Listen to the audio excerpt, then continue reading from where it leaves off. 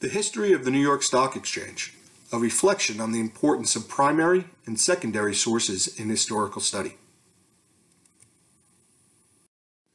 The origins of the New York Stock Exchange go back to May 17, 1792, when the Buttonwood Agreement was signed by 24 New York City stockbrokers and merchants outside 68 Wall Street under a buttonwood tree. Dates, locations, and facts. Not very fascinating stuff, but what if we could make that time come to life? What if we relied on more than just facts and dates, but we analyzed sources that were actually created at the time we were studying? Pictures, documents, artifacts that were actually present during a time in history and could give us first-hand accounts of that particular time period. That's exactly what we do when we study primary sources. One of the definitions of primary is immediate or direct, so we can say that primary sources, in historical context, is a source that links us directly to the past. Let's look at history as a tall building. Present day is at the top of that building. At the foundation of the building is the historical event or time period we are studying. It is here that we would find primary sources. Let's take a look at a few primary sources from the history of the New York Stock Exchange. Photographs and drawings are usually a good primary source. Here, we see the pictures of the buildings that housed and surrounded the New York Stock Exchange on and around Wall Street. The pictures of the inside of the stock exchange might help us understand what working there was like at the time.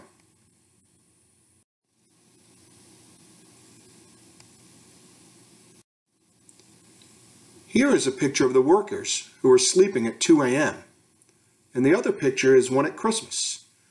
This helps us really understand what it might have been like to be an employee at that time.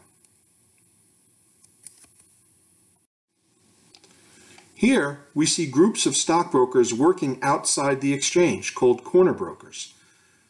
Did they really work out there in the middle of the winter, or when it was raining? Sometimes, primary sources prompt more questions that we need to try to answer in our quest for historical information. And here we see, just outside the New York Stock Exchange, pictures of the aftermath of the bombing of 1920.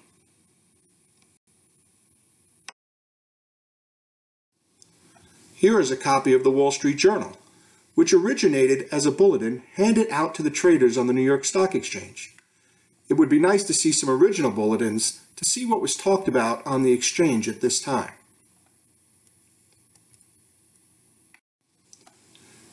Videos, or even music made during a time period which could show how people felt about a period or an event are also considered primary sources. As are maps, such as these of Manhattan during the time periods we're studying.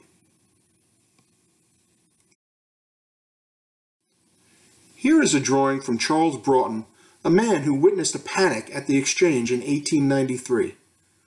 I can almost get a sense of what it might have been like to be there, and it is documented that Mr. Broughton was actually there.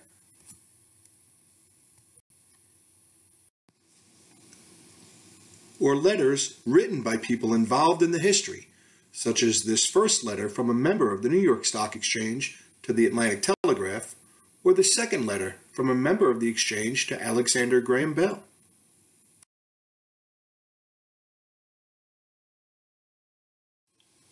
Other primary sources could be personal narratives, whether written or auditory. Here we see primary source pictures of Charles Dow and Ed Jones of the Dow Jones News Service, who originally created the Wall Street Journal we spoke about. Letters, interviews, or journals from them would also be considered primary sources. So would documents or artifacts, such as these stock certificates, or this ticker tape machine from the period of time we are learning. So if the historical events are the primary sources, what is the rest of the building made of? Let's say the floors above the foundation are the secondary sources. These are the sources that interpret or analyze the historical event using the primary sources as a basis for their analysis. This interpretation could be anything from educational to entertaining. It is removed from the event, and while it might use primary sources as its basis, it is not considered a primary source. The first picture we saw was a diorama in a museum of the buttonwood tree under which the Buttonwood Agreement was signed. This would be an example of a secondary source. Other secondary sources you might find replicas, such as this replica of a stock certificate.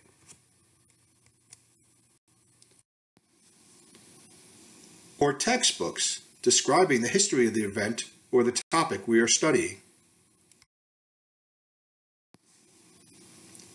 An historical nonfiction book, like a textbook, would be relying on primary sources, but would be a secondary source itself, as it is removed from the event or time period.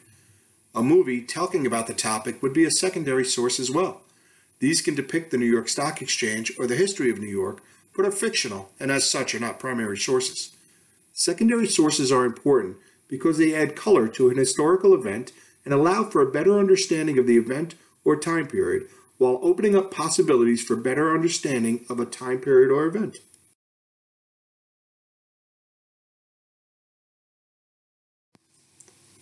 Lastly, and possibly most importantly, we see that there are many times that a source could be primary or secondary.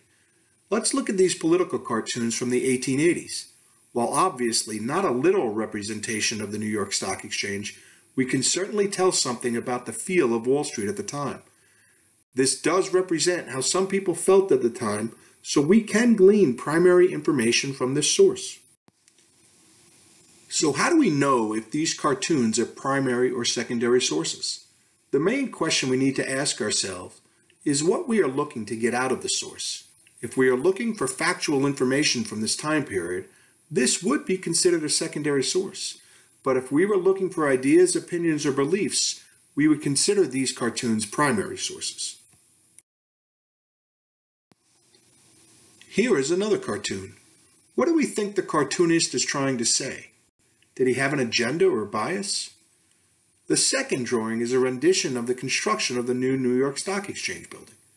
While we can't confirm if it is a primary or secondary source, it does give some insight into what the site might have looked like.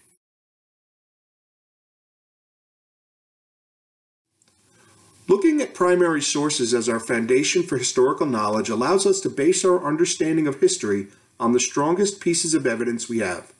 However, we must keep in mind that while primary sources are our link to the past, there are some drawbacks. We need to first and foremost find that primary source. Second, we need to determine whether or not it is truly a primary source. And most importantly, we need to ask ourselves what exactly is the message of this primary source by correctly interpreting the context of the source. Providing we can ascertain legitimacy and context, primary sources and secondary sources can be used together to create a full picture of history and be a valuable tool to further our understanding of history and historical events.